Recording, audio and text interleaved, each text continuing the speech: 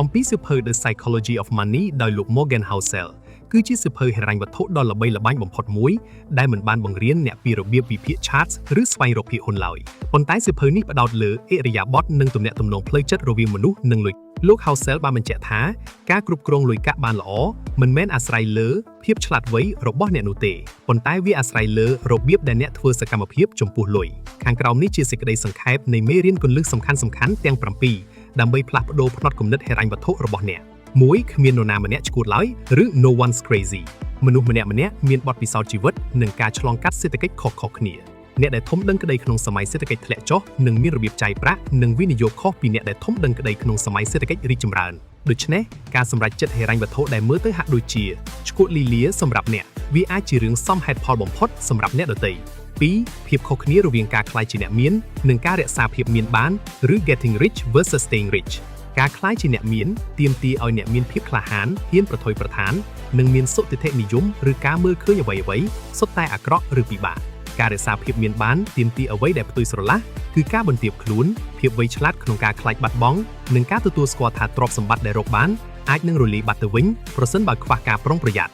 3ស្គាល់ពាក្យថាគ្រាន់បើហើយឬ never enough ភាពលោភលន់ដែលគ្មានដែនកំណត់គឺជាគ្រោះថ្នាក់បំផុតមនុស្សភាគច្រើនតែងតែដំឡើងគោលដៅជីវិតរបស់ខ្លួនជានិច្ចនៅពេលរកលុយបានកាន់តែច្រើនសៀវភៅនេះរំលឹកថាកុំប្រថុយប្រថានអ្វីដែលអ្នកមាននឹងចាំបាច់ត្រូវមានដូចជាគ្រួសារសេរីភាពកិត្តិយសដើម្បីតែចង់បានអ្វីដែលអ្នកមិនចាំបាច់ត្រូវមានដូចជាលុយដែលលើសពីតម្រូវការឬការចង់អួតអ្នកដទៃ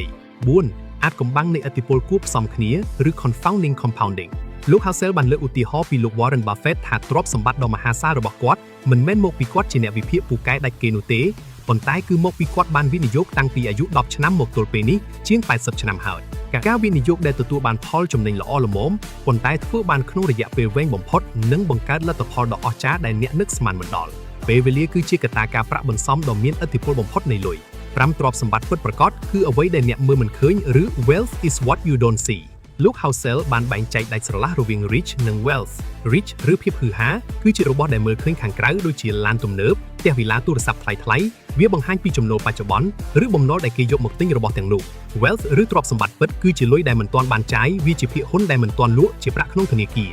ទ្រព្យសម្បត្តិពិតផ្ដល់ឲ្យអ្នកនូវសេរីភាពនិងមានជម្រើសក្នុងជីវិតមិនមែនសម្រាប់អួតគេនោះទេ6បន្សល់ទុកចន្លោះសម្រាប់កំហុសឬ room for errorផែនការហិរញ្ញវត្ថុដ៏ល្អបំផុតគឺការរៀបចំផែនការសម្រាប់ពេលដែលផែនការមិនដើរតាមការរំពឹងទុកក្នុងការវិនិយោគឬការរស់នៅត្រូវមានប្រាក់បម្រុងជានិច្ចឬ emergency fund ដើម្បីការពារខ្លួននៅពេលជួបវិបត្តិសេដ្ឋកិច្ចឬបាត់បង់ការងារធ្វើបែបនេះអ្នកនឹងមិនបង្ខំចិត្តលក់ទ្រព្យសម្បត្តិឬភាគហ៊ុនរបស់អ្នកក្នុងតម្លៃថោកឡើយ7សេរីភាពគឺជាផលចំណេញខ្ពស់បំផុតនៃលុយឬ freedomទំហំខ្ពស់បំផុតនៃទ្រព្យសម្បត្តិគឺជាសមត្ថភាពក្នុងការភ្ញាក់ពីគេងរាល់ព្រឹកហើយនិយាយថាខ្ញុំអាចធ្វើអ្វីដែលខ្ញុំចង់ធ្វើជាមួយអ្នកណាដែលខ្ញុំចង់ធ្វើនិងនៅពេលណាដែលខ្ញុំចង់